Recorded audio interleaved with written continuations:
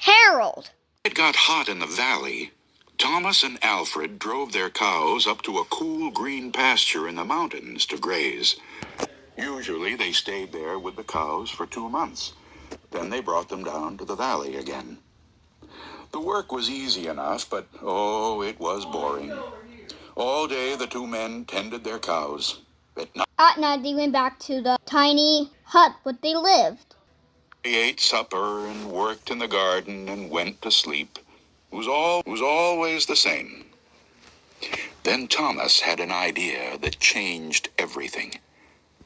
"Let's make a doll the size of a man," he said.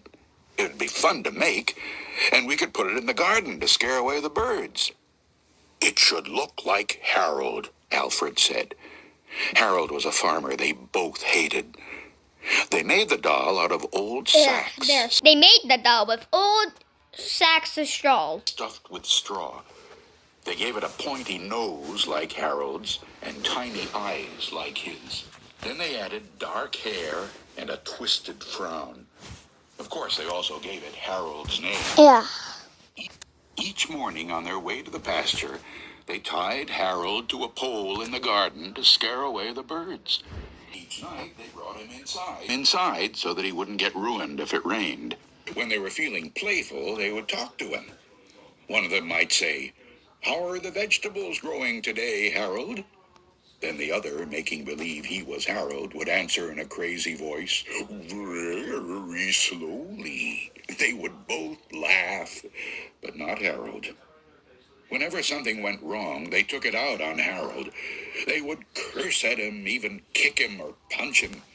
Sometimes one of them would take the food they were eating, which they both were sick of, and smear it on the doll's face. "How do you like that stew, Harold?" he would ask. "Well, you better eat it, or else." Then the two men would howl with laughter.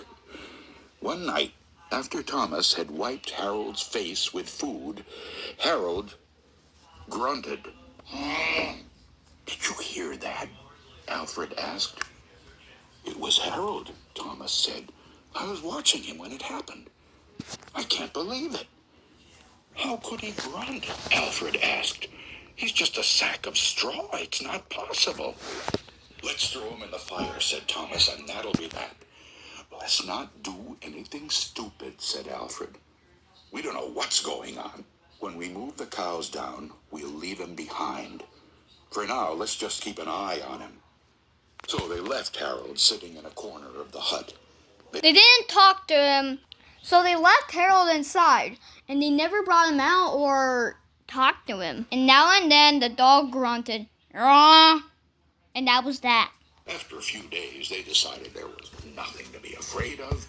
Maybe a mouse or some insects had gotten inside Harold and were making those sounds.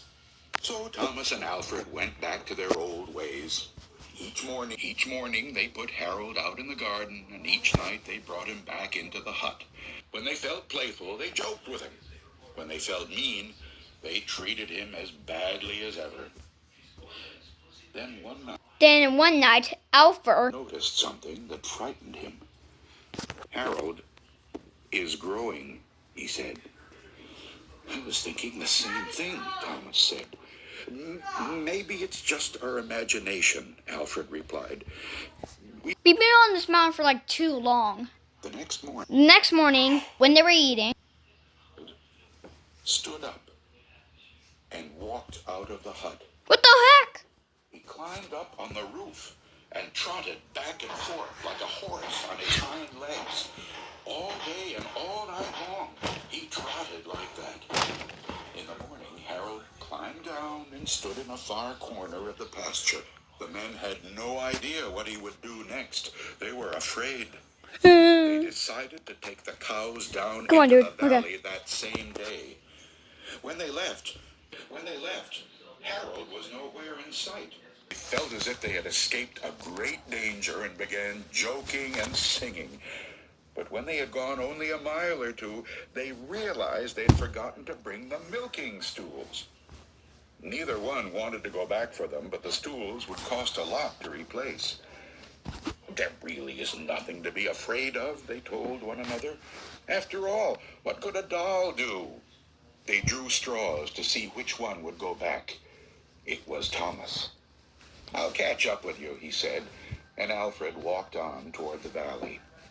When Alfred came to rise on the path, looked back for Thomas, he did not see him anywhere.